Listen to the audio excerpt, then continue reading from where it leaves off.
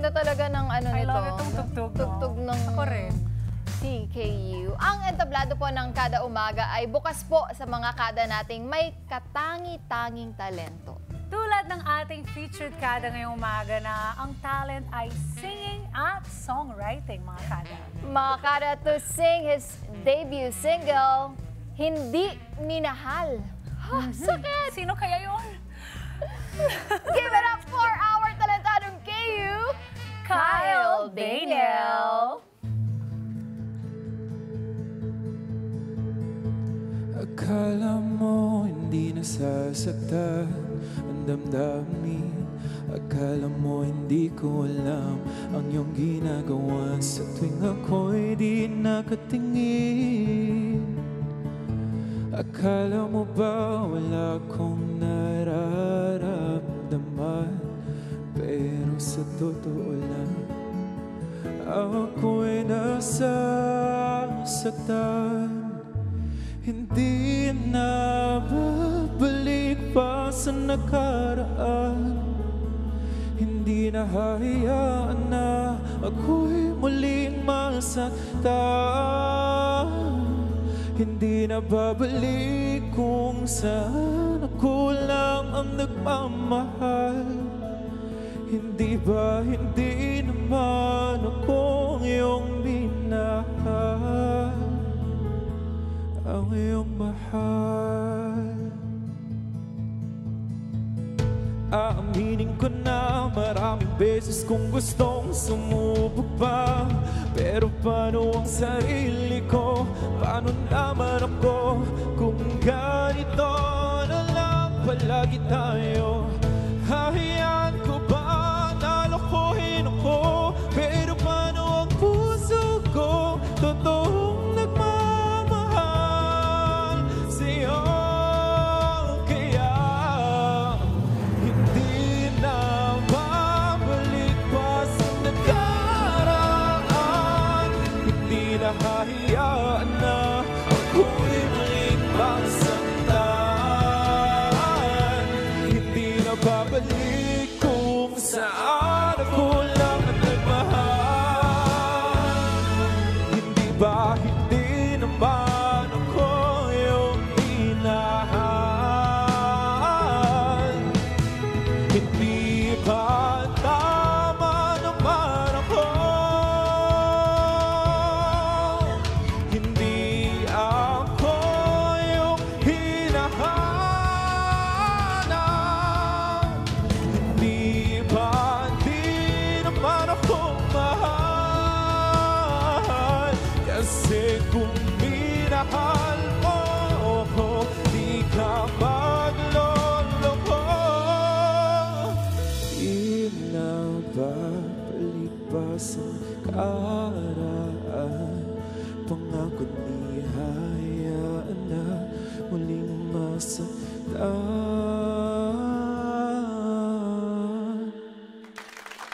Yes! Good morning, Kyle! Welcome to Kada Umaga. Amiga, habaan mo na. No, it's so hard to walk with this long skirt. Hello, Kyle! Bati ka muna sa ating Kada Squad. Hello everyone. Hello, Kada. Ako nga po pala si Kyle Daniel. Kyle, ang Ayun, sakit Kyle. naman ng kanta mo. Kaya nga, Hindi sino minahal. yun? Yung Sino? hindi minahal. Sino yun? Sino ba yun? Ikaw ba nagsulat Hello, nito? okay. Yes po, ako po Oh. nagsulat nitong Hindi Minahal. Actually, kapag po inintindi natin siya, hindi siya talaga sobrang sakit. Sakit. Ano Hindi ba yung naman. favorite line mo doon na naisulat mo? Dun sa last part, hindi na babalik pa sa nakaraan. Pangako sa sarili ko yun. Parang ganun po. Wow. Saan mo ba nakuha yung inspirasyon na yon, Kyle? So yung inspirasyon na to, actually gusto ko kasi gumawa ng isang song na pwede kong i-motivate yung mga tao na mas mahalin nila yung sarili nila, na hindi kailangan ng ibang tao para lang maging masaya tayo. So hindi natin kailangan bumalik sa past natin na nanakit sa atin para lang maging masaya tayo. I have some tissue here, wait. Oh, sorry. Hindi, joke lang. Pero Hindi, ito- kasi pag napakinggan mo, amiga, no, yung title, Hindi Minahal, parang, grabe, mapanakit. Pero pag inintindi mo yung kanta, parang sa sarili. Yes. About siya Yes, sa yes. sarili. Oo. Saan mo naman kinukuha yung mga inspiration mo? Like, is this a personal experience na nadaanan mo na to?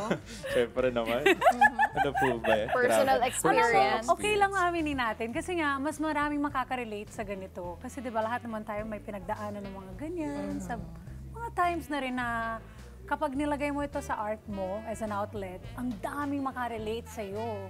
Yeah, sobra. Anong nangyari? Wow, biglang Actually, chikadora. nung una kasi, parang gusto ko lang, bukod dun sa gusto ko maka-inspire ng mga tao, kasi na-realize ko mahilig yung mga Pinoy Pinoy, na oo. mga masasakit na kanta. Totoo naman yun. yung mga hugot. Yes, tsaka gusto ko po yung maging debut song ko, parang more on pagkabalad siya, para mapakilala ko lalo yung sarili ko. Sino bang Nice. iyong hinahangaan, musical influences? Musical influence. Unang-una po si Sir Gary V. Valenciano. Nice. Pangalawa si Sarah Geronimo. Ayan, Wait lang, may mga sing and dance yan, ha? Kyle? Yes. So, Oo nga. nagda-dance ka rin ba? ngayon po, nag-aaral. Pero sinusubukan ko siya. Ayun! But gusto ko po kasi papunta ako dun sa ganung level. Kasi, di ba Oo kung nga sino eh. yung mga hinahangaan mo, parang yun yung gusto mo na maging model, yung yapak na Totoo, sinusundan yan ang ehemplo mo. Baka mamaya Taray ng gagawin mo ehemplo naman. nito. Hindi ba? Lalim. Grabe naman kayo! Iba? Baka mamaya meron ka naman kanta na isa lang ba yung na-compose mo so far? Actually, ito po yung pinaka-debut ko. But before po nung pandemic, nag-release po ako ng medyo pop po siya, To Last Forever. Ayun, pag medyo pop, ayan, i-apply mo yan, yung mga Yeah. sinabi mo sa mga tinitingala mo, di ba? Yung patingin nga. Uy! Konting moves, Kyle. Sample. Ayun, Wala mong dati. Meron ba't ay nakareding music dyan, Christian? Pang konting Pang Gary moves V, lang. ganyan. Chicken ba? Oo, pwede rin, Chicken oo. banana pala. Banana.